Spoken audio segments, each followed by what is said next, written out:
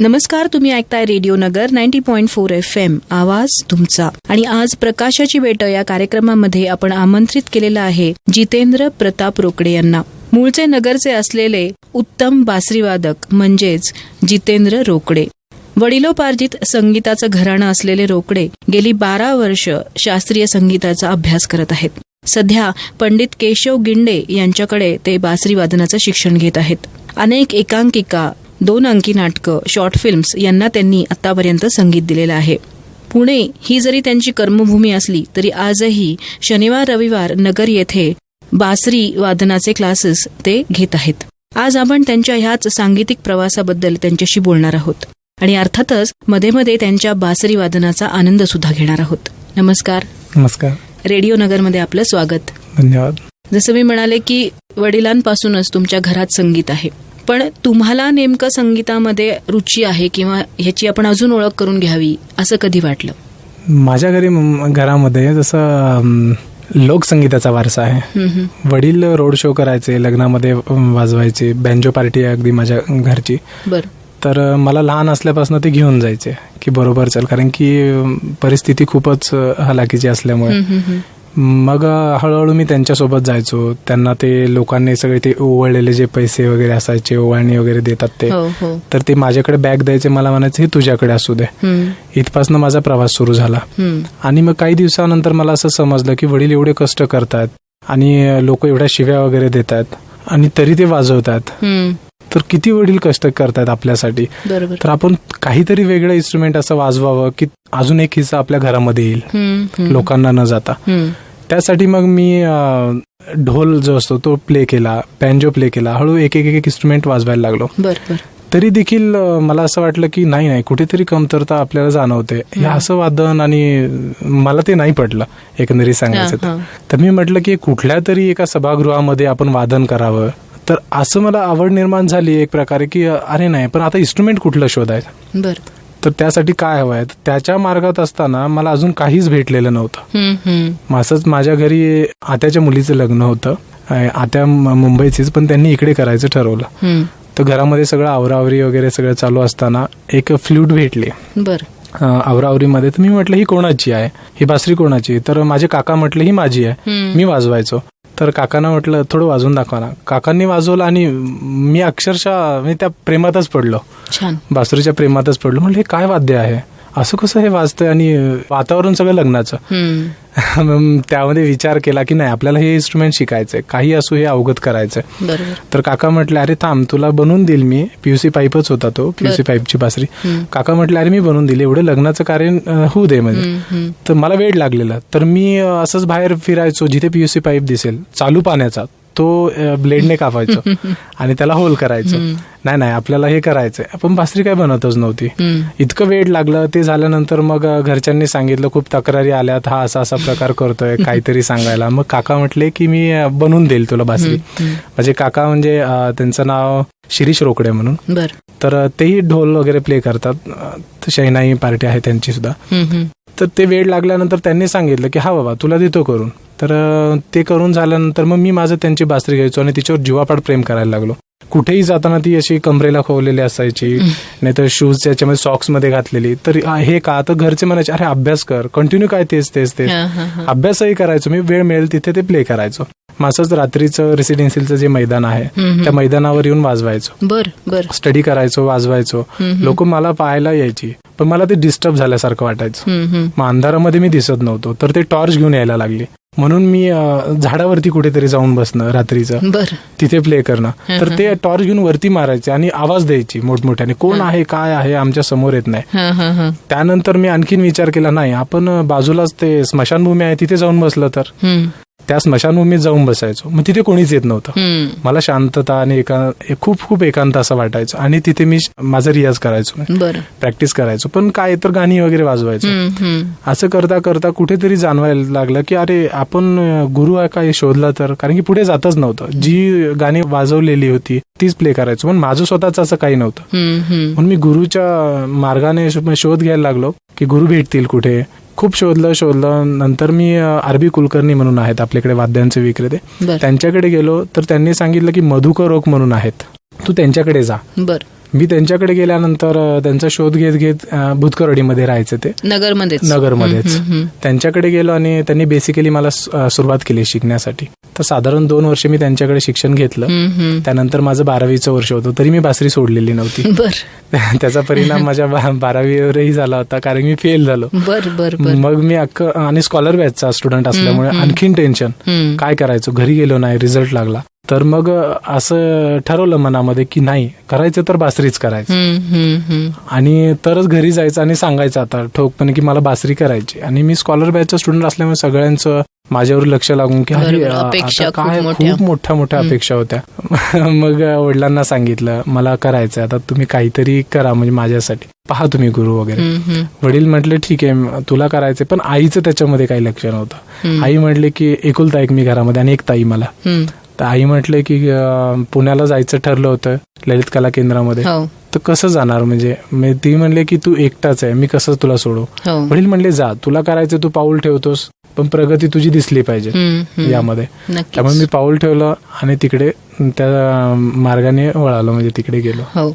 वडील कुठला इन्स्ट्रुमेंट वाजवायचे? तुम्ही आधी वडिलांचा उल्लेख केलात.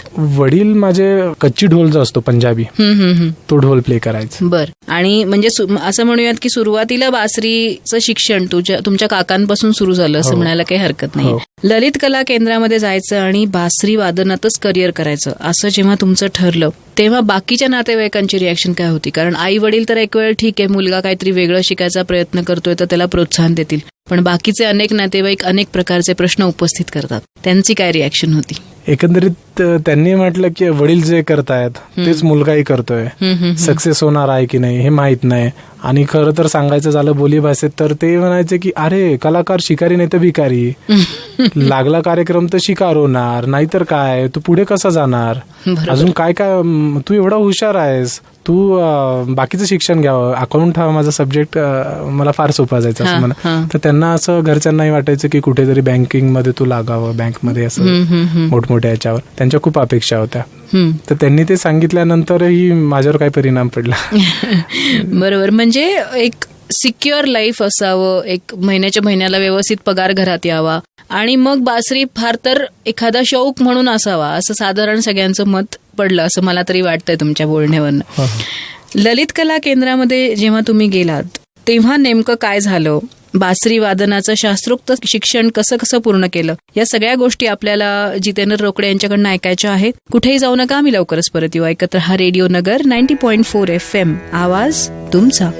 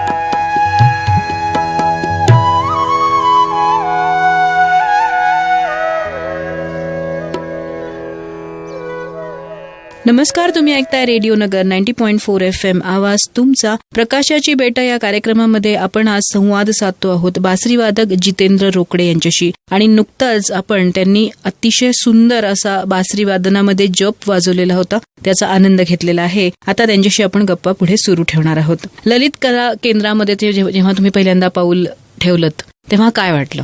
सुरुवातीला घरची तर आठवण आलीच. तिथे गेल्यानंतर एकंदरीत वातावरण सगळं संगीतमय होतं, त्यामुळे आनंदही वाटला की अरे आपण या जगात यायचं होतं आणि याच जगात आलोय. आता करायचं तर पूर्ण 100% आता बाहेर, म्हणजे प्रगती जशी आहे आपली इकडे जशी होईल तसं बाहेर पडायचं आता. बरोबर.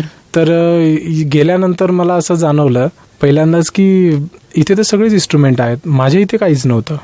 सुरुवातीला मला फार कमतरता, कारण की नगरमध्ये असं कोणीच नव्हतं, बासरीलाही नव्हतं आणि संगीताच्या बाबत म्हटलं तर तेवढं माझंही शिक्षण नव्हतं, तेवढी कॅपॅसिटी नव्हती, कारण की मी इकडे कोणाकडे शिकलोही नव्हतो. तेवढेच 2 वर्ष झालेली होती, त्यामुळे मला भीती वाटत होती. सगळंच नौके आहेत आणि पुण्यामध्ये, आणि ते सगळं शिक्षणाचं माहेरघर, सगळ्या मुलांकडे पाहून मला थोडं कमी वाटायला लागलं.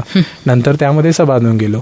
आणि तसं म्हणायला गेलं तर मग गुरुजींचं निवड ते पॅनलवर जे असतात ते आपण करायचे असतात, तर गुरुही आपल्याला माहित नाही, कारण की संगीतात बासरीवादक कोण कोण आहेत हेही मला जास्त काही माहित नव्हतं या विश्वात.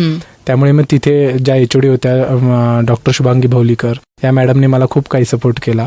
तर त्यांनी सांगितलं की नाही, तुझी फुंक अशी आहे ना, तर तू यांच्याकडे जा.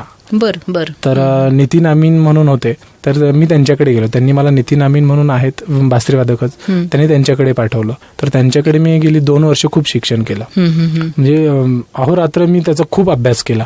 त्यांची मेथड ते सगळं अवगत करून घेतलं आणि खूप टेन्शन आलं की तेवढं सांगायचं रियाज कर. आणि मी म्हणायचो गुरुजी मला अंधार दिसतोय, मला पुढे काही समजत नाही, काय होणार आहे माझं आणि काय नाही. गुरुजी म्हणायचं नाही, तू रियाज कर, मी आहे ना. या क्षेत्रात सगळं असंच होतं, तू फक्त रियाज करत राहा. छान. आणि ललित कला केंद्रामध्ये सगळेच कलाकार, तर एकंदर जे संगीताला पोषक किंवा कलेला पोषक वातावरण जे असतं ते तुम्हाला ललित कला केंद्रात नक्कीच मिळालं असणार. कशी पद्धत आहे तिथे, म्हणजे गुरुकुल पद्धत आहे की कशी, एकंदर कसं वातावरण आहे ललित कला केंद्रात? गुरुकुलच पद्धत आहे. डान्स, ड्रामा, म्युझिक असं 3 फॅकल्टी आहेत. बरं. पहिल्या वर्षीचा जो सिलेबस असतो तर त्यामध्ये देवाणघेवाण असते, प्रत्येकाची ओळख असते, त्यामुळे प्रत्येकाची थोडी अशी ओळख होत असते, कारण संगीताच्या या बॅनर खाली 3ही कला येतात. बरोबर. त्यामुळे ओळख असणे फार गरजेचं आहे. त्यामध्ये असं झालं, मग बासरी वादनामध्ये माझं जर म्हटलंय तर गुरुजींकडे माझं जाणं झालं. तर त्यांनी जे पाठवलं होतं त्यामध्ये मग गुरुकुल जर म्हटलं जाईल ना, तर पहिल्यासारखं नाहीये. जे पूर्वी असायचं गुरूंच्या घरी राहणं आणि शिकणं, तिथे थेअरी आणि जे बाकीचे लेक्चर्स आहेत त्यासाठी कॉलेजमध्ये तुम्हाला तशी सोय आहे. कॉलेजमध्ये ते करायचं आणि प्रॅक्टिकलसाठी फक्त गुरुजींच्या घरी जायचं, जे की पूर्वीच्या काळामध्ये गुरुजींच्याच घरी राहायचं, गुरुजींचे जे सांगितलं गुरुजींनी तेच करायचं. तर अगदी तसं न राहता प्रॅक्टिकल्स जे आहे ते गुरुजींच्या घरी शिकायला जायचं आणि जे थेअरीचा सिलेबस जो आहे तो तिथे येऊन शिकायचं ललित कला. छान. फायदे काय झाले ललित कला केंद्रामध्ये राहून शिकण्याचे? तसं जर म्हणता येईल तर कलाकारांचं एक फार मोठं घर आहे असं म्हणता येईल, छत आहे ते. कारण की अनेक प्रकारचे कलाकार तिथे येतात, वेगवेगळ्या ठिकाणाहून येतात, एकमेकांच्या ओळखी होतात आणि जे काही नॉलेज आपल्याला तिथे जे भेटतं की ते बाहेर असं नाही, असं मला तरी वाटतं. बाहेरच्या जगात तसं तेवढं तरी नाहीये की प्रत्येकाकडून वेगवेगळं टॅलेंट त्याचं सगळं आपल्याला दिसायला लागतं, पाहायला लागतं, त्याच्या अनुभवातून आपण खूप काही शिकतो. बरोबर. तर एकंदरीत मला खूप काही शिकायला मिळालं तिथनं. छान. तर मग एकंदरीत मला खूपच असे फायदे झाले. आणि मी एक बासरी वादक आहे म्हणून फक्त बासरीच पाहायची का, तर नाही, तर मी नाटकही पाहिलं आणि डान्सही पाहिला, त्याच्याबरोबर त्याचा अभ्यासही केला. खूप मजा, असं मजेशीर सगळं काही करून घेतलं. छान. बासरी वादन जेव्हा असतं तेव्हा ते एकटं कधीच नसतं, त्याच्याबरोबर अनेक इन्स्ट्रुमेंट्स असतात, तबला असतो, तानपुरा असतो. तर जेव्हा तुम्ही तिथे शिकता तेव्हा या बाकीचे जे इन्स्ट्रुमेंट्स आहेत त्याचं सुद्धा एक तोंड ओळख किंवा ते कसे आहेत याचं पण शिक्षण तिथे मिळतं का? हो, कारण की यामध्ये 4 गट्स पाडलेले आहेत इन्स्ट्रुमेंटच्या अंगाने, की ततवाद्य म्हणजे सगळे तारीचे वाद्य, सुशीर वाद्य म्हणजे हवा फुंकून वाजवलेली वाद्य म्हणा, आघात करून वाजवलेली अवनद्य वाद्य, चांबड्याने वगैरे माडवलेली जी असतात. तर अशा प्रकारच्या वाद्यांमध्ये सगळं वेगवेगळी वाद्य असतात आणि एकमेकांची ओळख होतेच. हो, नक्की. सोबत पार्टनर, समजा आम्ही हॉस्टेलला, तिथे एक वेगळं हॉस्टेल आहे, हॉस्टेलला राहतो, तर हॉस्टेलला पार्टनर समजा तबला वादक आला तर त्याची ओळख आपल्याला होते. छान. हा एक फायदा होतो की त्याचा रियाजाचा वेळ आहे ना, तो नाईटला बसला तर मी डेला बसेल, तो डेला बसला तर नाईटला. मग एक वेगळी ओळख, चला आपण वेगळा प्रयोग करून पाहूया, मी आता हे वाजवतो, तू माझ्यासोबत प्ले कर, असं वेगवेगळे प्रकारे आम्हाला इन्स्ट्रुमेंटच्या माहिती भरपूर काही मिळाल्या. छान. म्हणजे स्वतःला घडवणं आणि स्वतःची ओळख होणं या दोन्ही गोष्टी तुम्हाला ललित कला केंद्रात मिळाल्या असं म्हणायला काही हरकत नाही. तुमचे पहिले गुरु नगरचे मधुकर ओक, दुसरे गुरु जसं तुम्ही आता म्हणालात की अमीन साहेब, दोघांच्याही शिकवण्यामध्ये काय फरक जाणवला? नगरमध्ये तसं पाहायला गेल्यानंतर मला बेसिकली जे सारेगम पधनिसा जे काय आहे बेसिकली बासरीची ओळख ही माहीत झाली. आणि बासरी एक मी पाहिलेली नव्हती, एवढी मोठी आयुष्यात कधीच पाहिली नव्हती. छोटी बासरी तिथे प्ले करायचे ओक सर. त्यानंतर मी पुण्यात गेलो आणि डायरेक्ट एवढी मोठी बासरी पाहिली, म्हणजे सफेद 3ची ई स्केल म्हणतात. अरे एवढी मोठी बासरी असते का, आता ही कशी प्ले करणार, हे मला तिथे पाहायला झालं. आणि तिथे जाणवलंय की आता याच्यात काय शिकायचं वेगळं. जे बारकावे आहेत, जे टेक्निक्स आहेत, ते गुरुकुल पद्धतीने जसं शिकवल्या जातात, जे पूर्वीचं होतं संगीतामध्ये, ते तिथे मला त्यांच्याकडे शिकायला भेटलं. बासरीमध्ये फुंक कशी मारायची, त्याला फुंक कशी, आणि तुमचं शरीर साधना कशी ठेवावी, त्याच्यासाठी काय काय व्यायाम केले पाहिजे, हे सगळं त्यांच्याकडे शिक्षण मला भेटलं. छान. ललित कला केंद्रातले एकंदर जादुई दिवस होते असं म्हणायला काहीच हरकत नाहीये. जेव्हा अमीन सरांकडनं तुम्ही बाहेर पडलात किंवा ललित कला केंद्रामधले तुमची जी सगळी अभ्यासक्रम होता तो संपवून तुम्ही बाहेर पडलात, ह्यानंतर पुढे काय, हा प्रश्न कधी निर्माण झाला? मी ललित कला केंद्रामध्ये असताना सेक्युअर होता असं मला वाटत होतं, पण बाहेर पडल्यानंतर आता मलाच करायचंय. शिक्षण संपलं, आता ते शिक्षण जेवढं काही घेतलं त्याचं आता आउटपुट काय, तर बाहेर जाऊन लोकांची कॉन्टॅक्ट वाढवायचे कसे, तर कॉन्टॅक्ट मी तिथे असतानाच वाढवले होते. जसं आपण बीज रोवतो, तर बीज रोवल्यानंतर बाहेर त्याचं रोप होतं आणि मग फळ भेटतं, त्याचप्रमाणे मी तिथे असताना कॉन्टॅक्ट वगैरे वाढवले. तिथे मध्ये मध्ये वेळ मिळेल तसं मी बाहेरचे कामं करायला लागलो. आणि नंतर मग बाहेर पडल्यानंतर जी ओळख झालेली होती, बस त्यांनी मला सांगितलं की आता तू आमच्याकडे ये. वा, छान. त्यामुळे ते मला काम मिळायला लागले. छान. ललित कला केंद्राकडे परत एकदा वळूया. तुम्ही मगाशी उल्लेख केला की तिथे थिअरी असते, तर मग एकंदर बासरी या वाद्याचा इतिहास, त्याचे प्रकार, त्यातले जे लिजेंड्स आहेत आपण म्हणूया, त्या सगळ्यांची ओळख सुद्धा तुम्हाला या अभ्यासक्रमात होते का? हो, नक्कीच. बासरी वाद्य श्रीकृष्ण जसं आपण मानतोच श्रीकृष्णाला, बरोबर, त्याचप्रमाणे दिसते फक्त श्रीकृष्णांच्या हातामध्ये, की आपण ते भावुक होऊन समजतो की हा श्रीकृष्णापासूनची बासरी आहे. पण जर तुम्हाला प्रबंध लिहायचा असेल तर ठोस सबूत पाहिजे. तर ठोस सबूत असा की पंडित युग पुरुष जे मानले जातात, पंडित पन्नाबाबू जे पन्नालाल घोष, तर यांनी बासरी ही लोकसंगीतामधून शास्त्रीय संगीतामध्ये आणली आहे. म्हणजे पहिली बैठक त्यांनी केली आहे, बरोबर. तर त्यांचं फार मोठं योगदान आहे बासरीच्या संदर्भात आहे.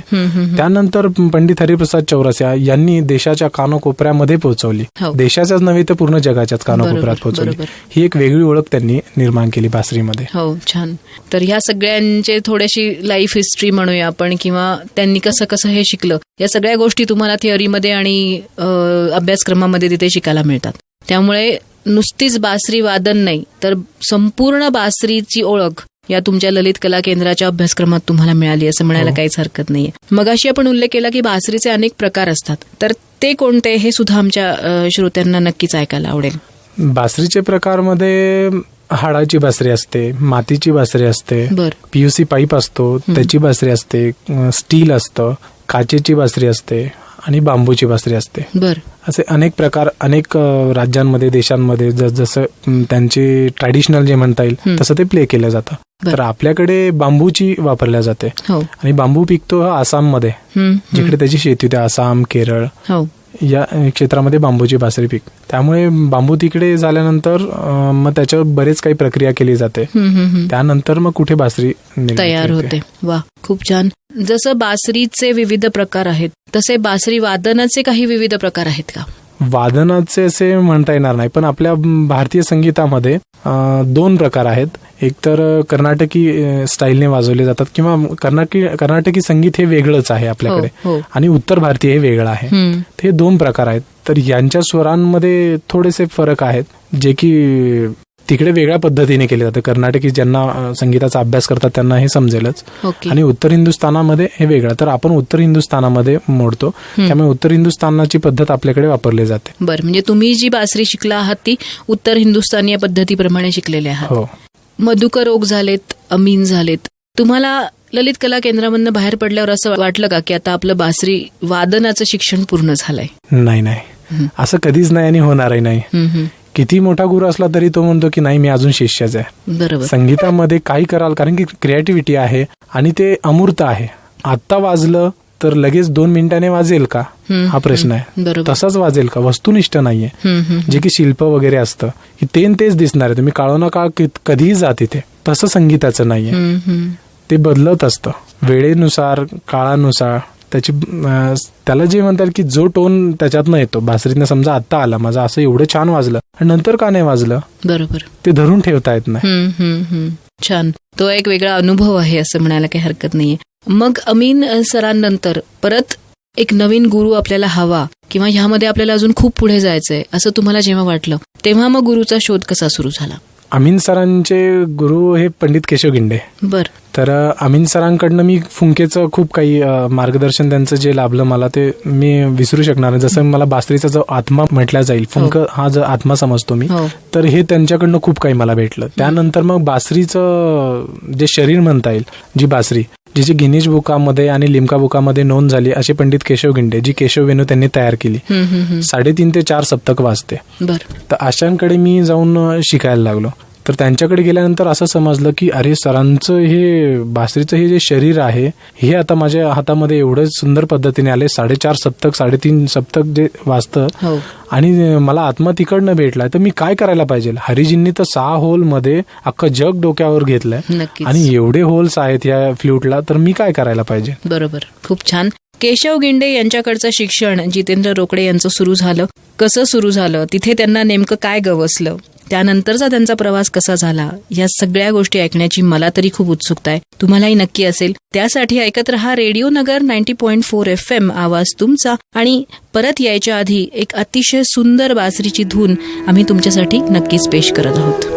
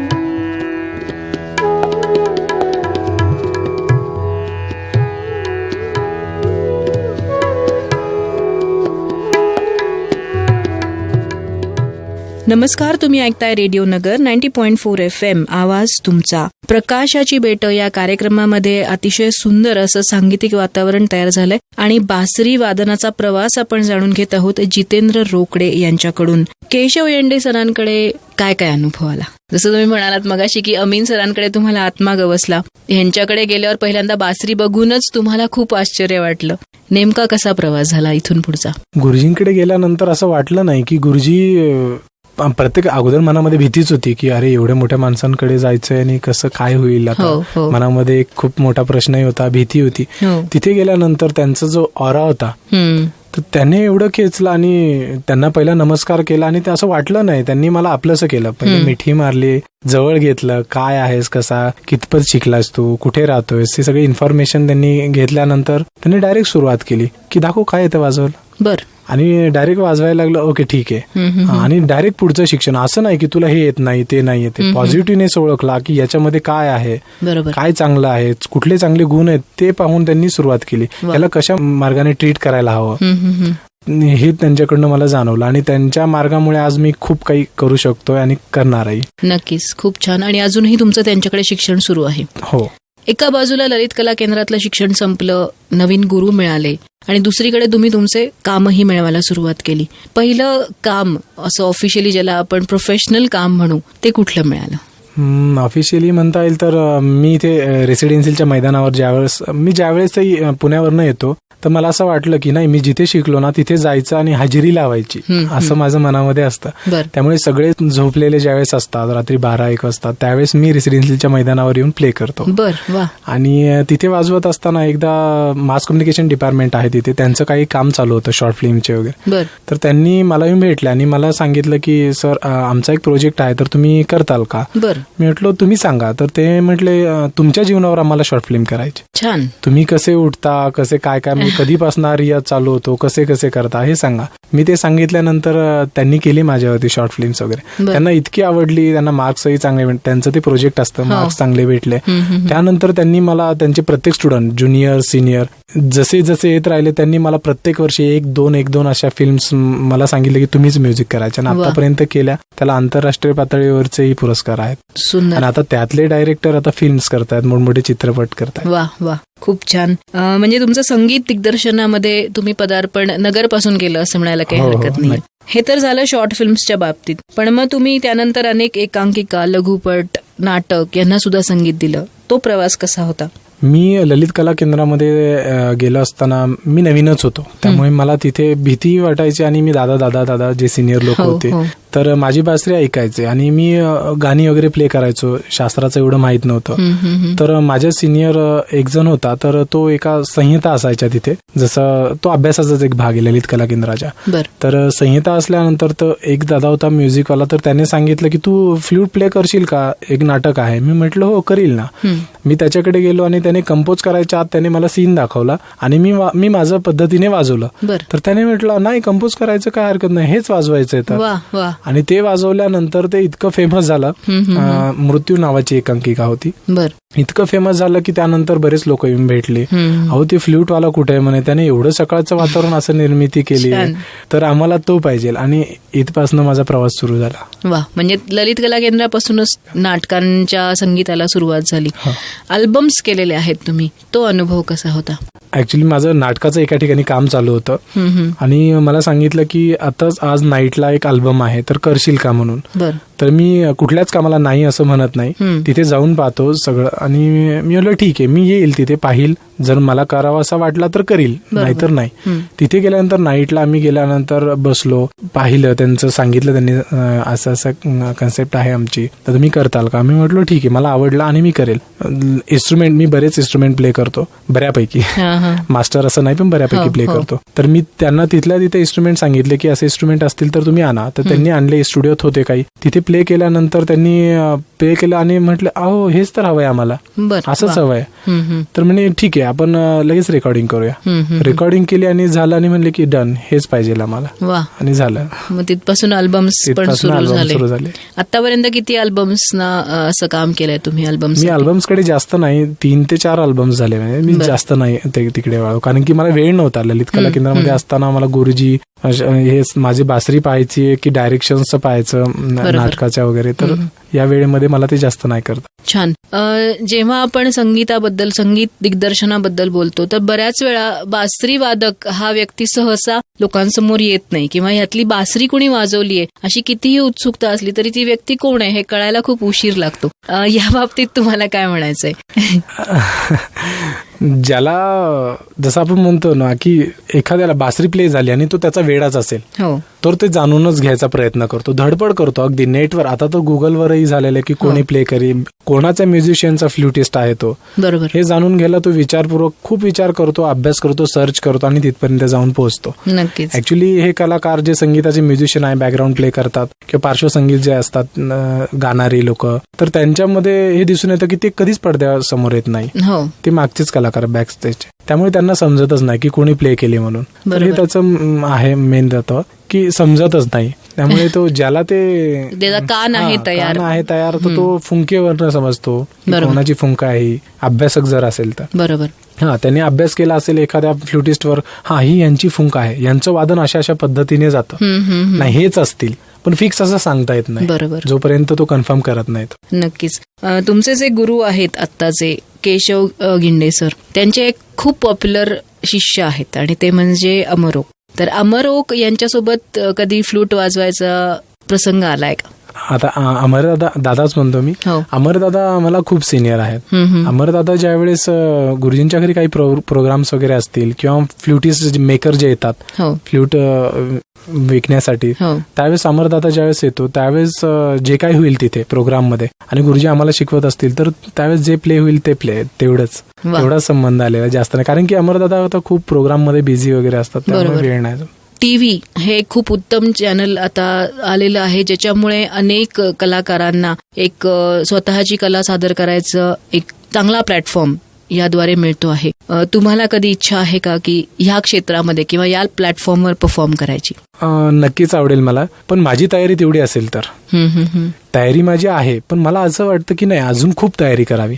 बरोबर. तेवढं आपल्याला माहिती असली, कारण की असंही नको की मी आता क्लास घेतोय आणि एखाद्या शिष्याने प्रश्न विचारला आणि मला सांगता नाही आला, तर परिपक्व अशी माहिती तुम्हाला असायला हवी.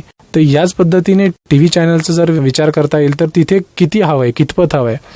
5 मिनिट वाजवा, 5 मिनिटामध्ये राग काय वाजवायचा, बरोबर, हाही प्रश्न आहे, आणि कितपत वाजवायचा.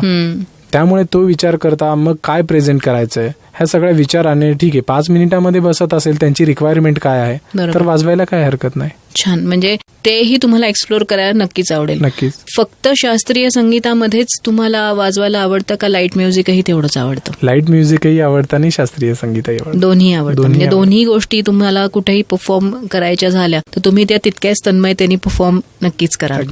प्रत्येक क्षेत्रामध्ये जेव्हा आपण एखाद्या ठिकाणी काम करतो किंवा एखाद्या गोष्टीचा ध्यास घेतो तेव्हा आपला कोणीतरी एक आदर्श असतं. तुमचा कोण आदर्श आहे तुमच्या क्षेत्रामध्ये? सुरुवातीला तर आई वडीलच म्हणता येतील, कारण की ते प्रोत्साहन देतात म्हणून बाकीचं सगळं काही घडतं. बरोबर. तर यामध्ये आदर्श असे म्हणजे माझे गुरु आहेत की ज्यांनी, आणि प्रत्येकांचे गुरु म्हणता येईल की ज्यांना सोबत ज्यांचा सहवास लाभला तर ते त्यांचं सगळं भूतकाळ सांगतात. आम्ही असं शिक्षण केलं, आम्ही तसं असं केलं ना, अशा परिस्थितीत. गुरुजी सांगतात की गुरुजी बेळगावचे मूळचे, बेळगाववरनं ते मुंबईला कसे जायचे, प्रवास कसे करायचे. तर हा सगळा जो आहे तो आदर्शच आहे की अरे ते असे करतात ना, आपल्याला सगळं उपलब्ध आहे, आपण का नाही करत. बरोबर. त्यामुळे अशा मार्गाने जे काही मोठमोठी लोक आहेत त्यांचा अनुभव घ्यायला मला फार आवडतो आणि ते सगळेच माझ्यासाठी आयडॉल आहेत. छान, खूप छान. कुणाला साथ करायला आवडेल?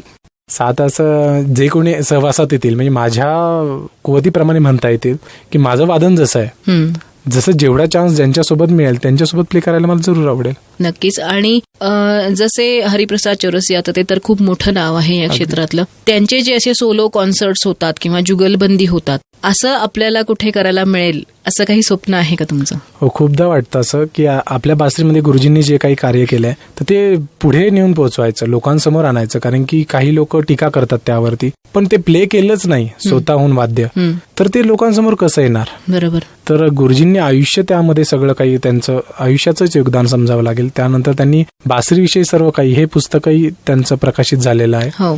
तर त्यानंतर त्यांनी फ्लूटमध्ये काम सगळं आयुष्यभर केलेलं आहे. तर त्याचे आम्ही 5 स्टुडंट आहोत. आम्ही 5 स्टुडंट ही फ्लूट प्ले करतोय. आता आमच्या म्हणजे हे 5 ज्योती पेटवल्यात. आता आमच्यापासून कुठल्या ज्योती पेटतील, ते पुढे घेऊन जातील, हे त्याचं योगदान आम्ही समजा. नक्कीच, खूप छान. आणि जसं तुम्ही म्हणालात की 5 जणांना तुमच्या गुरूंनी तयार केलेलं आहे, तर आता हे जे ज्ञान आहे हे किती लोकांपर्यंत तुम्ही पोहोचवता आणि किती जण तुमचे फॅन्स होतात, तसं तसं ह्या केशव वेणूचा प्रसार होईल. आणि नक्कीच जसं हरिप्रसाद चौरसी यांची बासरी आंतरराष्ट्रीय स्तरापर्यंत पोहोचलीय, तसंच केशव वेणू सुद्धा आंतरराष्ट्रीय स्तरापर्यंत पोहोचवण्याची जबाबदारी मला वाटतं आता त्यांनी तुमच्या सगळ्यांवर दिलेली आहे. खूप छान. संगीत दिग्दर्शनाबद्दल आपण थोडंसं परत एकदा बोलूयात. संगीत दिग्दर्शन करताना काही वेगळा अभ्यास किंवा काही वेगळी तयारी करायला लागते का? नक्कीच. सुरुवातीला नाटक माहित पाहिजे. नाटक कुठल्या पद्धतीचं आहे, त्याची कुवत काय आहे, कॉमेडी आहे का, वेळ, काळ, ठिकाण, या सगळ्या गोष्टींचा अभ्यास. बरोबर. ते कुठे घडतंय, ते कुठल्या सिच्युएशनला चालू आहे, त्याचा मूड काय आहे, त्या सीनचा मूड काय आहे, टोटल ओव्हरऑल नाटकाचा इम्पॅक्ट काय झाला पाहिजे, अशा पद्धतीचा जर अभ्यास असेल तर तुम्ही नक्कीच दिग्दर्शन करू शकता. चांगलं दिग्दर्शन नक्कीच होऊ शकतं. बरोबर आहे. जे नवीन कलाकार आहेत, ज्यांना संगीत दिग्दर्शनामध्ये स्पेशली करिअर करायचे आहे, त्यांनी काय तयारी करायला हवी? त्यांना थोडं शास्त्र माहित असलं गरजेचं आहे. नाटकाविषयी, नाटकाच्या पात्रांविषयी, नाटकाचं पात्र काय घेऊन येत आहे. साधं नाटकाचं पात्र जरी एंटर झालं, विंगेतनं आलं स्टेजवरती, तर ते काहीतरी एक इमेज घेऊन येत असतं. बरोबर. आणि जे काही आपल्या व्यावहारिक जीवनामध्ये आहे तेच ते मांडत असतात. तर बहुधा म्युझिक हे आपल्या बॅकग्राऊंडला काय चालू असतं याचा विचार करावा. बरोबर. तेच तिथे असतं आणि तेच मांडायचं असतं. छान, खूप छान. बस मला वाटतं हे जर प्रत्येकाने लक्षात ठेवलं तर प्रत्येक प्रोजेक्टला उत्तमातलं उत्तम संगीत त्या व्यक्तीला देता येईल असं म्हणायला काही हरकत नाहीये. कारण जेवढं तुम्ही तो प्रोजेक्ट समजून घ्याल तेवढं चांगलं संगीत, तेवढं मनापासून संगीत तुम्ही त्या गोष्टीला देऊ शकता. खूप सुंदर. बासरी हे जे वाद्य आहे ते अतिशय सुकून देतं असं मला तरी पर्सनली वाटतं. तर असं सुकून देणारी आता कुठली चीज आपण ऐकूयात पुढे जाण्याआधी? लोकांना प्रियही आहे असं एक गाणं आपण प्ले करतो, राधा ही बावरी म्हणून. वा. तर त्यामध्ये फक्त तबला आणि फ्लूट आणि मध्ये थोडे क्लासिकलचे काही आलाप ताना वगैरे ज्या म्हटल्या जातात, थोडं वातावरण निर्मितीसाठी ते वाजून प्ले करूया. सुंदर. थोड्या वेळाने आपण जितेंद्र रोकडे यांच्याशी गप्पा करणारच आहोत, पण त्याआधी जसं ते म्हणाले की राधा ही बावरी हे एक अतिशय सुरेल असं गीत आता आपण बासरीवर ऐकणार आहोत आणि मग परत तुमच्याशी गप्पा मारायला आम्ही लवकरच परत येत आहोत. ऐकत रहा रेडिओ नगर 90.4 FM, आवाज तुमचा.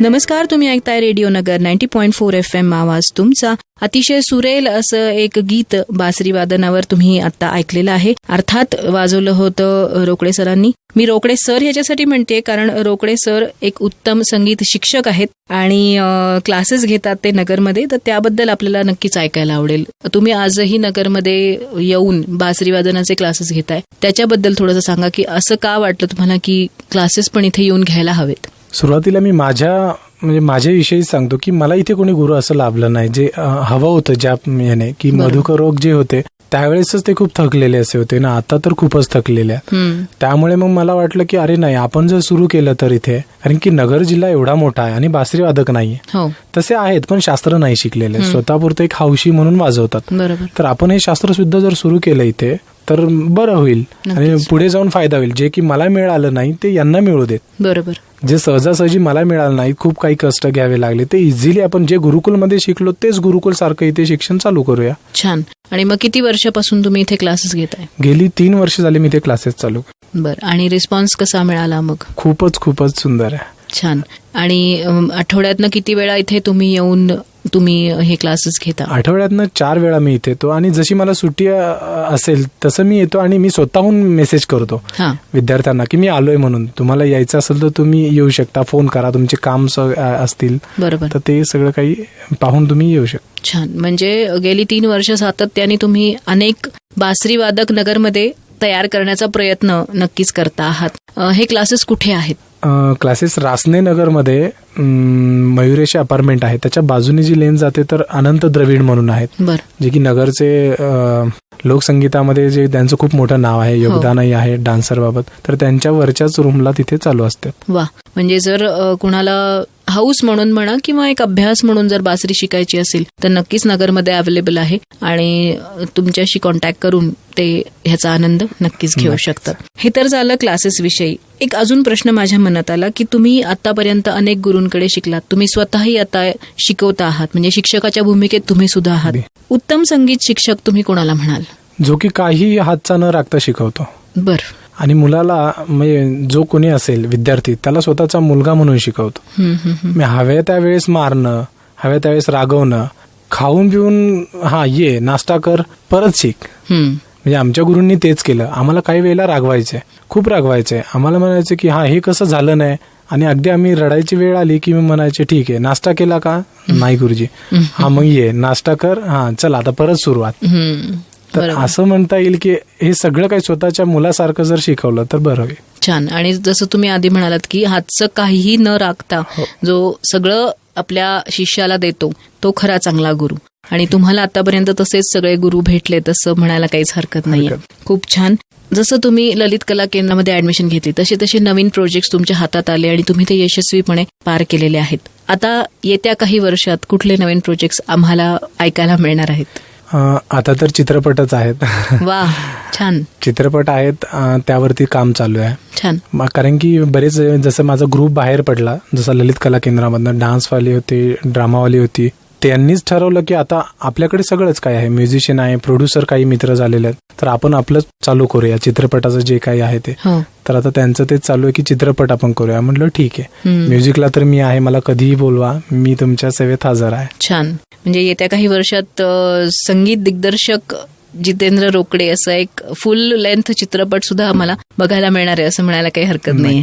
खूप सुंदर. आणि जसं तुम्ही मगाशी म्हणालात की कुठलाही कलाकार हा प्रयोगशील असावा, नवीन काहीतरी करण्याची त्याच्यात उर्मी असावी, तर असे कोणते नवीन प्रयोग तुम्हाला करण्याची इच्छा आहे? की बासरीमध्ये जर म्हणाल किंवा इतर वाद्यांमध्ये ते नुसतं शास्त्र न राहता त्याच्यामध्ये विचार करता, आपल्याकडे जर सांगितलं की शास्त्रीय संगीत आहे नगरमध्ये सुद्धा, मला सुद्धा तसं वाटत खूप अवघड आहे, काय नेमकं याच्यामध्ये असतं, तर ते सोपं करून कसं शिकवता येईल, बरोबर, याचा विचार शिक्षकाने करावा. याचा जर विचार केला तर खूप शिष्य घडतील आणि आवड निर्माण होईल. सुरुवातीला आवड निर्माण करावी लागेल, त्यानंतर मग त्याला कुठलं इन्स्ट्रुमेंट आवडतंय, त्याची आवड निर्माण झाल्यानंतर त्याला माहित पडेल ना की मला हे आवडते, मी याकडे जायला हरकत नाही. छान. म्हणजे त्यामध्ये सुद्धा सोपं सरळ करण्याची तुमची एक नवीन टेक्निक तुम्हाला निर्माण करायची आहे की जेणेकरून जसे तानसेन तयार होतात तसे उत्तम कानसेन सुद्धा तयार व्हावेत, आणि कानसेन तयार झाले तरच ते ऍक्च्युअल ते वाद्य शिकायला सुद्धा उत्सुक असतील असं म्हणायला काही हरकत हो, नाही. माझ्याकडे येणारा प्रत्येक स्टुडंट पहिल्याच दिवशी सारेगम पदनिसा वाजवतो. वा वा. कारण की ते टेक्निक्स अवगत झाले आणि मला त्याच्यावरती काम करायचं. मी स्टुडंटलाही सांगितलं, बऱ्याच स्टुडंट म्हटलं आता यावरती माझं बुक्स लिखाणाचंही काम मला असं वाटतं करावं. गुरुजींनाही सांगितलं. गुरुजी म्हटले की हा तुझं ते बरोबर आहे. कारण गुरुजींकडे येणारा एक स्टुडंट अंध होता. गुरुजी त्याला ट्रीट करत होते तर ते होत नव्हतं आणि गुरुजींना माहित झालं की आता तू ट्रीट कर बरं तुझ्या पद्धतीने, सांग त्याला, शिकव. आणि मी त्याला अगदी अर्ध्या तासामध्ये जे की गुरुजी 2 दिवसात शिकवत होते ते नाही झालं आणि तो ते वाजवायला लागला. गुरुजी म्हटले काय केलंस आहे? म्हटलं काय नाही गुरुजी, मी असं एक थेरी आणि मनामध्ये भरपूर काही म्हणजे मानसिकतेवरही खूप त्याचा अभ्यास करतो आणि त्याच्यावरती त्याचं तेच सांगितलं त्याला, त्याचं काम कर. तर त्याने ते केलं आणि ते सक्सेस झालं. बस याच्या नंतर असं काहीच नाही. वा, छान. म्हणजे ह्या ज्या टेक्निक्स आहेत, सोप्या करणे टेक्निक्स आणि सगळ्या जनमानसांपर्यंत शास्त्रीय संगीत सुद्धा पोहोचवणे, असं काहीतरी तुमच्या मनात आहे असं मला वाटतंय. एक छोटासा प्रश्न अजून म्हणजे माझ्या उत्सुकतेसाठी, की बासरी हे जे वाद्य आहे ते जसं शास्त्रीय संगीत, भारतीय शास्त्रीय संगीतात वापरतात, लाईट म्युझिकमध्ये वापरतात, तसंच वेस्टर्न क्लासिकल म्युझिकमध्ये सुद्धा ते तितकंच वापरलं जातं.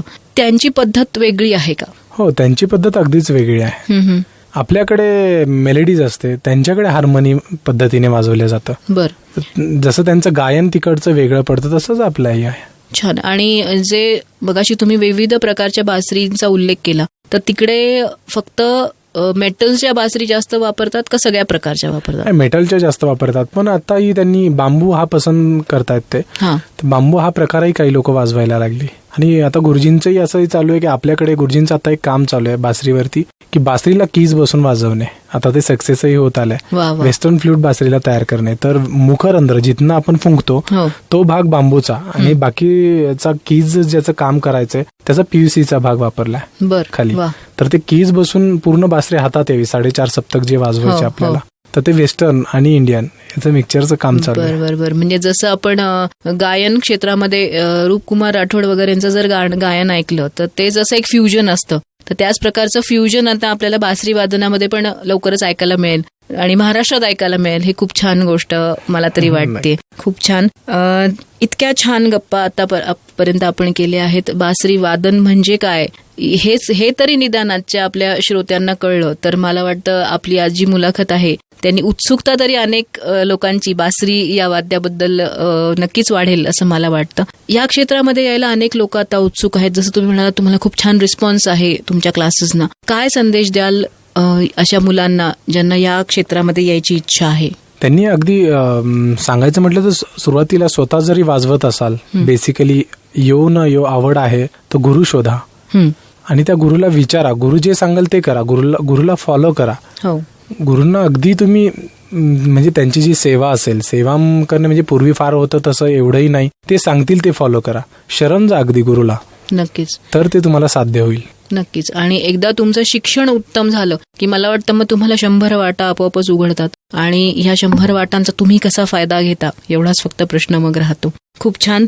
खूप छान गप्पा झाल्या. खूप सुरेल अशा मैफिलीत गेल्यासारखं वाटलं. खूप छान बासरी वादनाचा सुद्धा आम्ही आनंद यामध्ये घेतला. जाता जाता आपण काय ऐकूयात? माझे काही जे शॉर्ट फिल्मचे ट्यून्स होते जे की गावाकडे वगैरे असतानाचे मी केले होते, तर ते ट्यून्स आपण ऐकूया. छान. ह्याच्यापेक्षा सुंदर सांगता मला वाटतं आजच्या सांगीतिक मुलाखतीची होणार नाही. आणि शॉर्ट फिल्मचे ट्यून म्हणजे अर्थातच ते लाईट म्युझिककडे जातात आणि सेमी क्लासिकलकडे जातात, त्यामुळे एक वेगळं वातावरण परत एकदा तयार होईल आपल्या रेडिओच्या द्वारा सगळ्यांच्या घरात. तर खूप सुंदर असं एक हे जे शॉर्ट फिल्मचे ट्यून आहेत ते आपण ऐकूयात. आणि जेव्हा तुम्ही येत्या 5 वर्षात एका वेगळ्या शिखरावर पोहोचलेले असाल तेव्हा परत एकदा आमच्या इथे याल आणि ह्याच्यापेक्षा छान गप्पा आपल्या नक्की रंगतील असं मला खात्री आहे. तुम्ही इथे आलात, खूप छान गप्पा मारल्यात आमच्याशी, त्याबद्दल खूप खूप धन्यवाद. धन्यवाद.